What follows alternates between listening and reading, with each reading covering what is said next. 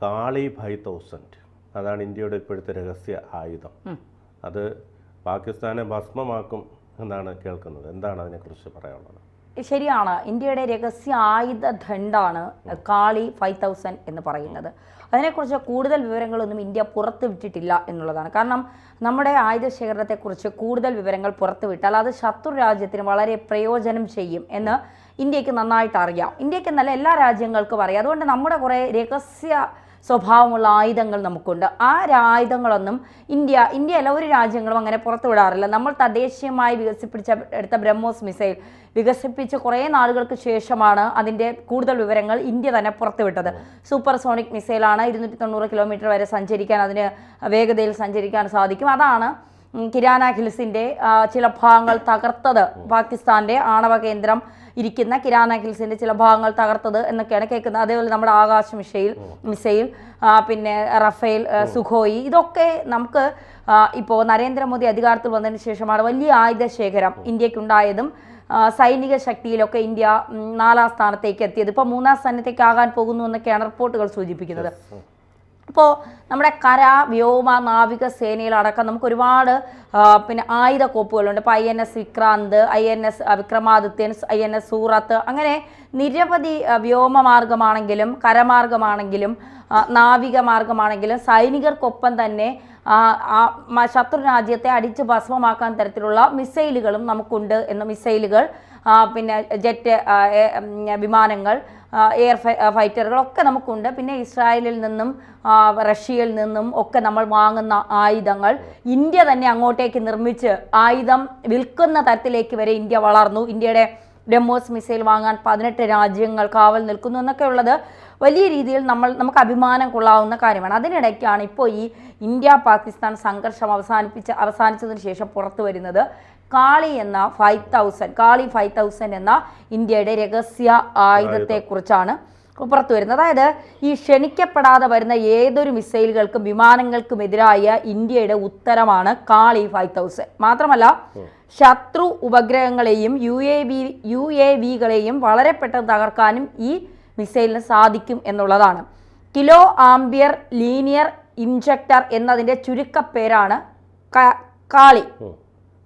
പ്രതിരോധ ഗവേഷണ വികസന സംഘടനയും അതായത് DRDO, ഫാഫ ആറ്റോമിക് റിസർച്ച് സെന്ററും വികസിപ്പിച്ചെടുത്ത ഒരു ലീനിയർ ഇലക്ട്രോണിക് ആക്സിലേറ്ററാണ് ഇത്. നേരത്തെ കാളി സിസ്റ്റം വ്യാവസായിക ആവശ്യങ്ങൾക്കായി വികസിപ്പിച്ചെടുത്തിരുന്നു. പ്രതിരോധ ഉപയോഗം സമീപകാലത്തെ ആണ് പ്രതിരോധ മേഖലയിൽ കൂടി ഇത് ഉപയോഗിക്കാൻ സാധിക്കും എന്ന് മനസ്സിലാക്കിയത്. നേരത്തെ വ്യാവസായിക മേഖലയിലൊക്കെ ഇതുണ്ടായിരുന്നു, ഇപ്പോൾ പ്രതിരോധ മേഖലയിലേക്ക് കൂടി അത് വരെയാണ്. യന്ത്രം അടിസ്ഥാനപരമായി ഉയർന്ന ഊർജ്ജസ്വലമായ ഇലക്ട്രോണുകളുടെ പൾസുകളാണ് സൃഷ്ടിച്ചത്.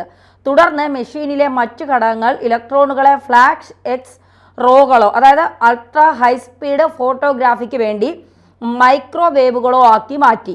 ഇലക്ട്രോൺ ബീം തന്നെ വെൽഡിങ്ങിനായി ഉപയോഗിക്കും. 1985 അന്നത്തെ BARC ഡയറക്ടറായിരുന്ന ഡോക്ടർ R ചിദംബരമാണ് കാളി പദ്ധതി ആദ്യമായി മുന്നോട്ട് വച്ചത്. 1989 BARCയുടെ ആക്സിലേറ്റേഴ്സ് പൾസ് പവർ ഡിവിഷനാണ് പദ്ധതിയുടെ പ്രവർത്തനങ്ങൾ വികസിപ്പിച്ചത്. ഏകദേശം 1 മെഗാവാട്ട് ഊർജവും 40 kA കറണ്ടും 100 NS ഇലക്ട്രോൺ പൾസുകൾ ഉൽപ്പാദിപ്പിക്കുന്നതാണ് ഈ പദ്ധതി രൂപകൽപ്പന ചെയ്തിരിക്കുന്നത്. അതായത് ഏകദേശം 1 മെഗാവാട്ട് ഊർജം, 40 kA കറണ്ട്, 40 GW പവർ, ഇത് ഇത്രയുമുള്ള ഏകദേശം 100 NS ഇലക്ട്രോൺ പൾസുകൾ ഉപയോഗിക്കാനാണ് ഈ പദ്ധതി രൂപകൽപ്പന ചെയ്തിരിക്കുന്നത്. അങ്ങനെ ഉൽപ്പാദിപ്പിക്കപ്പെടുന്ന ഈ ഇലക്ട്രോൺ ബീമുകൾ ഉയർന്ന പവർ മൈക്രോവേവ്, ഫ്ലാഷ് എക്സ്റേ എന്നിവയുടെ ഉൽപ്പാദനത്തിനായി ഉപയോഗിക്കും. ഇത് ഒരു ദിവസം കാളി ഒരു ഹൈ പവർ മൈക്രോവേവ് തോക്കിൽ ഉപയോഗിക്കാവുന്ന പ്രതീക്ഷകൾക്ക് ആക്കം കൂട്ടിയതാണ് വ്യാവസായിക രംഗത്ത് നിന്ന് പ്രതിരോധ മേഖലയിലേക്ക് ഇതെത്തിയത്. ഇത് സോഫ്റ്റ് കിൽ മിസൈലിലെ ഇലക്ട്രോണിക് സർക്യൂട്ട് നശിപ്പിക്കുക വഴി വരുന്ന മിസൈലുകളെയും വിമാനങ്ങളെയും നശിപ്പിക്കുക. അതായത് നമ്മളറിയാതെ നമ്മുടെ രാജ്യത്തേക്ക് ആരെങ്കിലും മിസൈലുകൾ അയച്ചാൽ അവർ പോലും അറിയാതെ അവരുടെ മിസൈലുകളെ നശിപ്പിച്ച് തകർത്ത് തരിപ്പണമാക്കും എന്നാണ് പറയുന്നത്. ഒരു ആയുധം എന്ന നിലയിൽ സൈനിക പങ്കിനുള്ള കാളിയുടെ കഴിവ് ചൈനയുടെ കണ്ണിൽ അതിനെ ഒരു ഭീഷണിയാക്കി മാറ്റിയിട്ടുണ്ട്. 2004 അവസാനത്തോടെ ഇത് ഉപയോഗിക്കാനായി കാളി 5000 കമ്മീഷൻ ചെയ്തു. എന്നിരുന്നാലും കാളിയുടെ ആയുധവൽക്കരണത്തെക്കുറിച്ച് കുറച്ചുകൂടി സമയമെടുക്കും. ഇത് കുറച്ചുകൂടി ഇതായാൽ ഈ സംവിധാനം ഇപ്പോഴും വികസിപ്പിച്ചുകൊണ്ടിരിക്കുകയാണ്. ഇത് കൂടുതൽ ഒതുക്കമുള്ളതും അതിൻ്റെ റീചാർജ് സമയം മെച്ചപ്പെടുത്താനുള്ള ശ്രമങ്ങൾ നടക്കുന്നുണ്ട്. ഇത് നിലവിൽ ഇതിനെ ഒറ്റ തവണ ഉപയോഗിക്കാവുന്ന സംവിധാനമാക്കി മാറ്റിയിരിക്കുന്നുണ്ട് ഇന്ത്യ എന്നുള്ളതാണ് പ്രധാനപ്പെട്ട. പറഞ്ഞതുപോലെ ഈ ഇത്തരത്തിൽ അവിടുന്ന് പ്രതീക്ഷിക്കാതെ വരുന്ന മിസൈലുകൾ ഉൾപ്പെടെ അവിടെ വെച്ച് തന്നെ ആകാശത്ത് വെച്ച് തന്നെ അതിനെ നശിപ്പിച്ച് വിടുക. നമ്മൾ പണ്ട് മഹാഭാരതവും രാമായണവും ഒക്കെ ടി വിയിൽ കാണുന്ന സമയത്ത് നമ്മൾ കണ്ടിട്ടുണ്ടല്ലോ, ഇങ്ങനെ ഓരോ ഇത് വരുമ്പോൾ അതിനെ നശിപ്പിച്ച് വിടുന്നത് പോലെ ആ രീതിയിലുള്ള ഇപ്പോഴും അതൊക്കെ തന്നെയാണ് ഇവിടെ നടക്കുന്നത് അല്ലേ.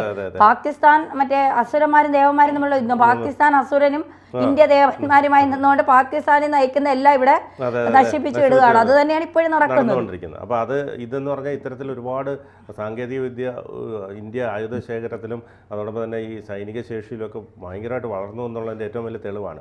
ഒരുപക്ഷെ നമ്മൾ ഈ കാർഗിൽ യുദ്ധത്തിന് ശേഷം ഇതൊന്നും ഉപയോഗിക്കേണ്ടി വന്നിട്ടില്ല ഇന്ത്യയെ സംബന്ധിച്ചിടത്തോളം. ഇപ്പോൾ അതിനെല്ലാം എടുത്ത് ഉപയോഗമായി വരുന്നു എന്നുള്ളതാണ്. ഏറ്റവും കൂടുതൽ സന്തോഷിക്കുന്നത് അമേരിക്കയാണ്.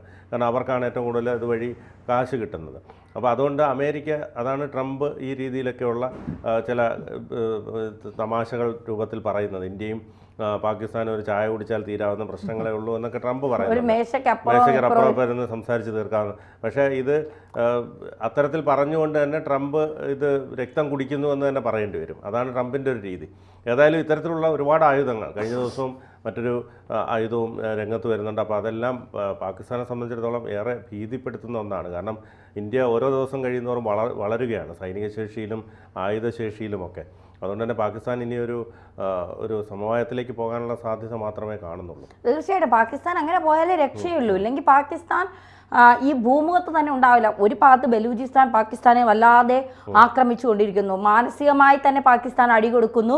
പാകിസ്ഥാനിലെ സൈനികരെ മൊത്തം തീർത്തിട്ട് ഞങ്ങൾ സ്വതന്ത്രരായി എന്നവർ പ്രഖ്യാപിച്ചു കഴിഞ്ഞിരിക്കുകയാണ്.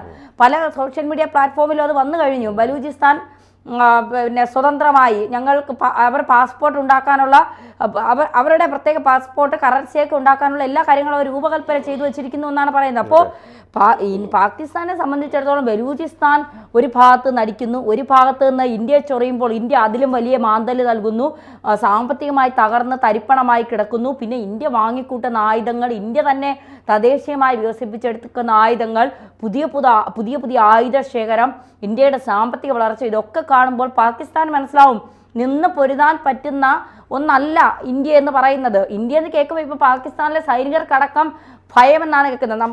നമ്മളൊന്ന് ആലോചിച്ച് നോക്കി. ഒരു കാര്യം കൂടെ പറഞ്ഞ് നമുക്കിത് അവസാനിപ്പിക്കാം. നമ്മുടെയൊക്കെ രാജ്യത്ത് ഒരു ആക്രമണം ഉണ്ടായാൽ നമ്മുടെ സൈനിക മേധാവികൾ, അത് കര, വ്യോമ, നാവിക സേനയുടെ സൈനിക മേധാവികൾ, നമ്മുടെ പ്രധാനമന്ത്രി, നമുക്കെല്ലാം ഇവരെയൊക്കെക്കാൾ മുന്നിൽ നിൽക്കുന്നത്, നമ്മൾക്ക് വേണ്ടി ജീവൻ കളയാൻ പോലും നിൽക്കുന്ന നമ്മുടെ സൈനികർ. അപ്പോൾ ഇവരൊക്കെ മുന്നിലാണ്, ഇവർക്കൊക്കെ പിന്നിലാണ് നമ്മൾ, ഇവരാണ് നമുക്ക് മുന്നിൽ എന്ന് പറയുന്നത്. പക്ഷേ പാകിസ്ഥാനെ സംബന്ധിച്ചിടത്തോളം ആക്രമണം ഉണ്ടായപ്പോൾ പാകിസ്ഥാനിലെ പട്ടാള മേധാവി പിന്നെ ബംഗറിൽ ഒളിച്ചിരിക്കുകയാണ്. എന്നിട്ട് അയാൾ ഇടയ്ക്കിടയ്ക്ക് തല ഉയർത്തി നോക്കും, ഇത് കഴിഞ്ഞോ എന്നുള്ളത്. അത്രയും ഒരു നാണം കേട്ട ഒരു പട്ടാള മേധാവിയാണ് പാകിസ്ഥാനിലുള്ളത്. അവിടുത്തെ പ്രധാനമന്ത്രി എന്ന് പറയുന്നത് മൂലക്കുരു എന്നും പറഞ്ഞ് ആശുപത്രിയിൽ അഡ്മിറ്റായി. പിന്നെ അയാൾക്കൊന്നും അറിയണ്ട. സൈനികർ പോയി ചാവുക, ഇല്ല സൈനികർ പോയി ചാവുക, പാക് സൈനികർ. എന്നിട്ട് അവന്മാർ തീർന്നു കഴിഞ്ഞാൽ മദ്രസയിൽ പിള്ളേരെ ഇറക്കും, ഇല്ലെങ്കിൽ ഭീകരവാദികളെ ഇറക്കി അടിക്കും. ഇത് മാത്രമേ അവന്മാരെ കൊണ്ട് നടക്കുകയുള്ളൂ എന്നുള്ളതാണ്. അപ്പോൾ ഇന്ത്യ പുതിയ ആയുധങ്ങൾ വികസിപ്പിച്ചെടുപ്പോൾ കാളി 5000 എന്ന് പറയുന്നത് പാകിസ്ഥാൻ ഇനിയും കളിച്ചാൽ പാകിസ്ഥാനെ കാലനായി അത് മാറും എന്നുള്ള കാര്യത്തിൽ സംശയം വേണ്ട.